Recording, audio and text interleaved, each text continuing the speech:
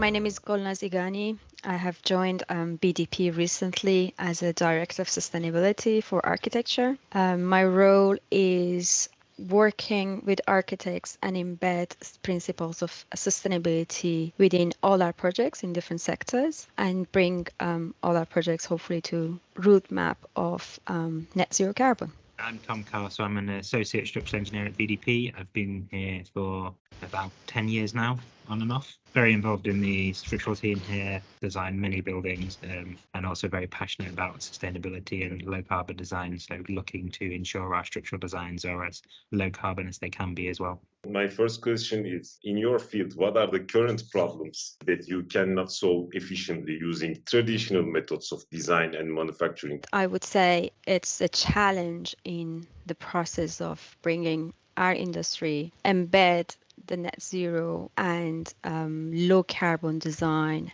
and overall circularity into the design. So one of the things I would say talk about is process of production and how we can reduce waste into materials. So from environmental impact of the carbon emission of the process of production to the emissions connected to the transportation and waste and everything around also the materials and assembly on site. That would be the first one I identified. But when we want to design something, we need to think about the whole life cycle assessment of the materials, the building itself, and end of life. So the biggest challenge we have is how we think of those components can be reused in the future and how we can deconstruct those elements. So can we reuse those components in their same purpose or similar purpose in the future?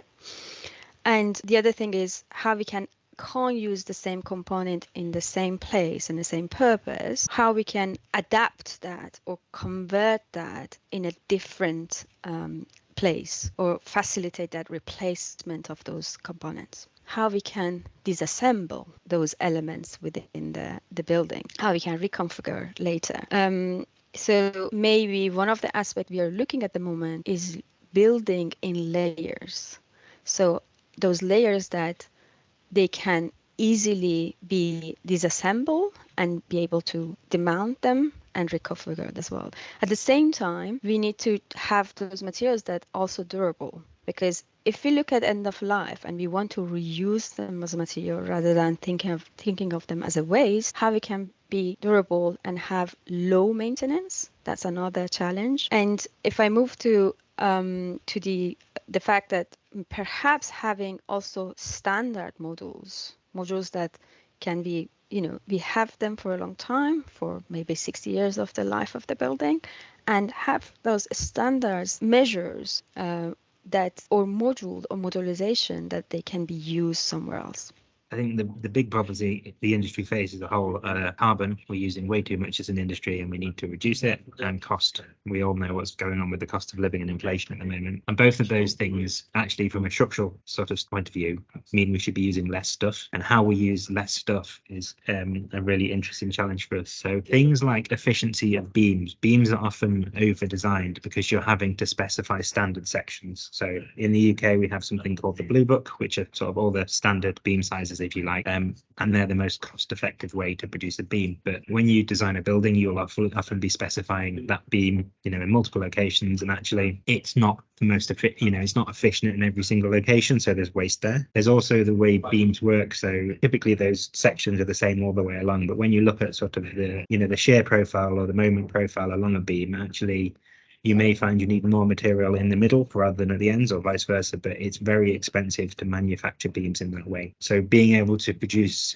beam sections where you can vary the profile or change the shape actually means you're using less material, so there's less carbon, and if there's a way to do it economically from a manufacturing point of view, it may also mean less cost because you're using less material to produce the beams. And there's other sort of add-ons to that. So things like pre-cambering beams is something we often do to take out the sort of deflection from the self-weight of a building, and that allows us to use more efficient beam sections because your beam's already doing some of the work before you put it in, but that's quite an expensive process. So again, if there's a way to manufacture that pre-cambering into a section in a more efficient way, it becomes more cost effective and we can use less material. And then I think, yeah, touching on the kind of refurbishment side of it as well, we do a lot of refurbs at BDP.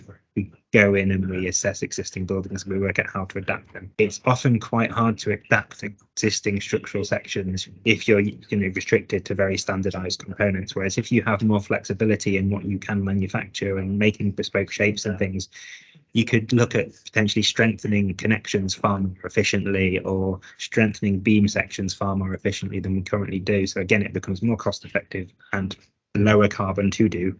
And the fact we're able to retain structures we might not have previously been able to, you're also then not having to build something new. So from a carbon and cost point of view, both of those things are really beneficial. The mountable structures in the circular economy, I think, is another element to that. It's been talked about a lot, but I don't think we've really cracked how to do it. Obviously, a lot of construction relies on very rigid and stiff connections, and plates and bolted connections are the standard way the industry goes with steel, for example. They're not always the most efficient way to construct a connection anyway, but it's the way the industry knows, and it's the standardized way. So if there's a way to look at how we could do connections in a different way that means that they're more efficient, potentially more aesthetically pleasing as well, because I think we all know architects hate to see a big bolted connection on the end of a beam. So the potential benefits of that there as well. And then potentially looking at how we can do that in a way where you can demount structures and reuse them elsewhere. The industry has relied heavily on drawings for building design. We all produce 2D plans, sections, details, and that's how buildings are built. There's been a number of instances now, I can't remember who did it, but there was a bridge that was done without drawing it. It was simply done from a 3D model. And the way we design buildings across the industry and at BDP is you create a 3D model and you produce your drawings from that. If there is a way that we could construct steel buildings from a 3D model rather than having to go through that drawing process, there's potential design efficiencies we can gain there, which means as designers, we're spending less time sort of churning out drawings and doing bits and pieces that we've always done, which potentially frees up our time to spend more time problem solving and more time thinking about what can we do to reduce carbon, how can we solve these problems more efficiently. On one side, there is demountability aspect. If I demount a building, I want to use those pieces somewhere else. At the same time, we are talking about full customization, geometric freedom. How do you see these two things merge? Yeah, I think it's always a tricky one, isn't it? Because you're kind of fighting two fronts, if you like. The more customized you go, the harder it is to rely on repetition and allow that thing to be reused in the future. I think it's creating almost a system or a connection typology or a beam typology that fits within some kind of framework but allows for a lot more customization. So if I go back to the beam example, things like cellular beams have been around for a very long time, where we cut holes in them and people use them for services. But actually that came about because I think it was East Germany had a steel shortage after the war, and that was a way of reducing their steel usage, and their holes created a benefit to it.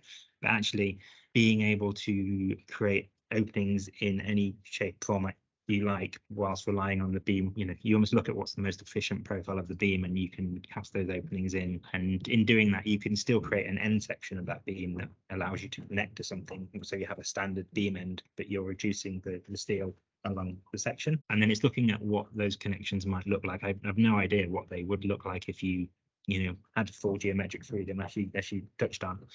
But you'd be wanting to look at producing a sort of something that was repeatable, but also gave you sort of the ability to adapt it to be as efficient as it needs to be. So if you did a plated connection, we stick to standard plate thicknesses, so 10 mil, 12 mil, 16 mil, whatever they would be. That number is actually arbitrary. It's just because that's how we've always done it, and that's how they produce plates. You may find that a 5.3 millimeter plate is what you actually need. So if we had a way to be, it's still a standard connection, but the thickness of the things can be tailored to suit, and that becomes suddenly more efficient. I don't know, let's say you had, you have a beam and you take out your material you don't need in between, but you have a standard end connection, and that beam needs to get shorter or longer, and you have to cut it on site.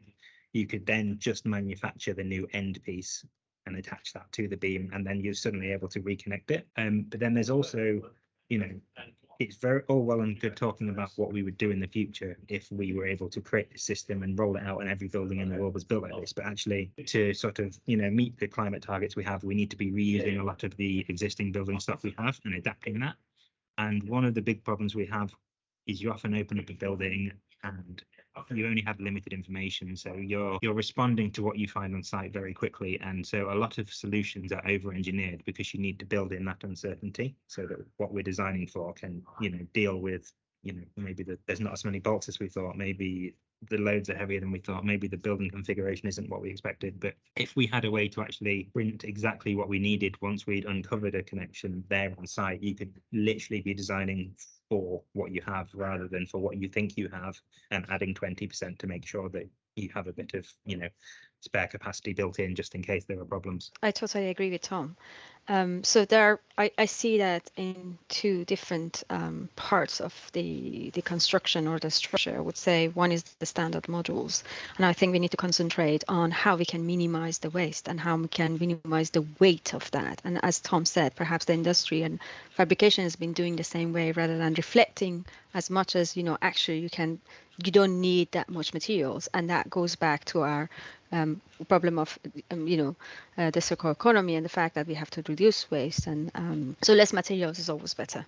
Talk about sustainability. The second point he mentioned, and I would say that 3D printing would help, is the connection and the nodes. I think if we really think about that optimized shape of an interesting node, that think about it can be used now with these interesting connections, and how somehow can be reused in the future in a very easy way. So I would really concentrate on the model of the connection and how we can optimize that. And also something Tom mentioned about those services that are integrated within BIM. Can we go further and think more how that the integrated design look like, how we can integrate more elements within the design, and then at the same time reduce the weight that we don't need. So these in terms of design, I see endless possibilities for us to be able to input in a specific case, but at the same time something that can be repeated and can be reused almost endlessly, but in a clever way. And I think there is a lot of space in adding research on that perhaps the manufacturing is not using. And I think this would also help reducing the cost and the transportation emissions at the same time. These are the plus I can see. Wow, I mean, I was expecting a very good talk. I said that I will make a 5-minute summary of this, but I will create a few episodes from this talk.